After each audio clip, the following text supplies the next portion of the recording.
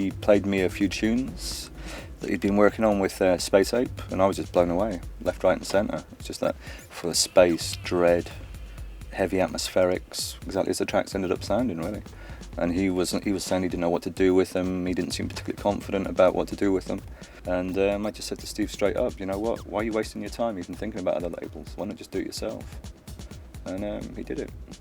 But Code 9, I'd never met him, I always had his email through CC emails. Like, you know what I mean? You get them hundreds of CCs, I'm like, Code 9, I'll keep that. And then I just kept sending him tunes like for ages.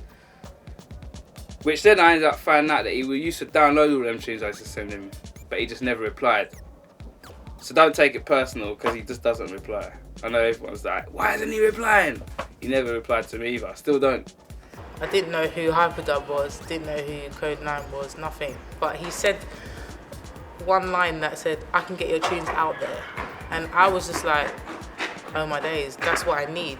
I was excited, and then we hooked up.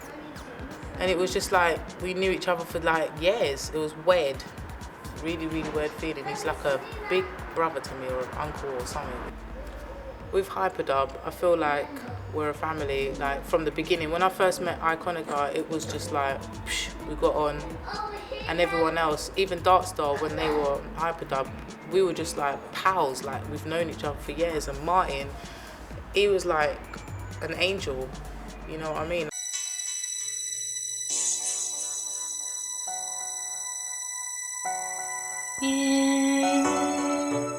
You know, as Hyperdub's progressed, for me it's a really interesting combination of head and body music. You know, I think the albums seem to be getting more and more cerebral, and the 12 seem to be getting more and more physical. And I think it's a nice schism, you know. And I think whether or not his background as a journalist informed that, I'm not really sure. I think he's got fucking good taste. The Hyperdub has changed like certain little things that's happened for me. And the way that I do things as well. It was meant to be.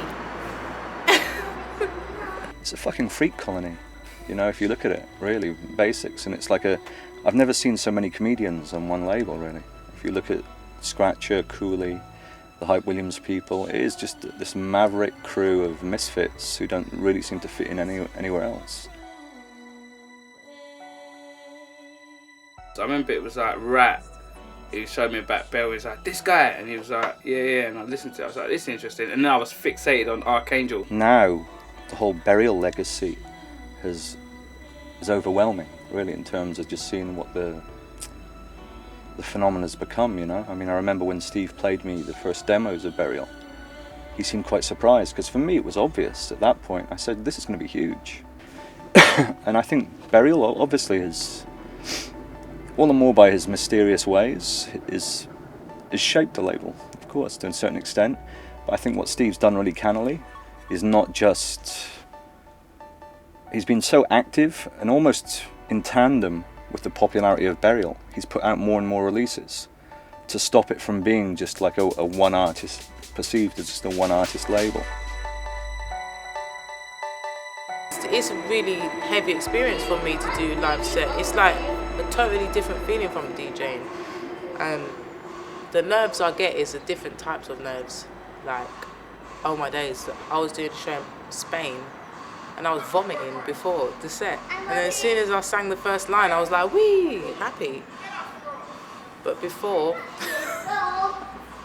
the album worked with loads of singers, and now it's just bringing it to life. And I just want Code 9 on the side, just like playing bagpipes.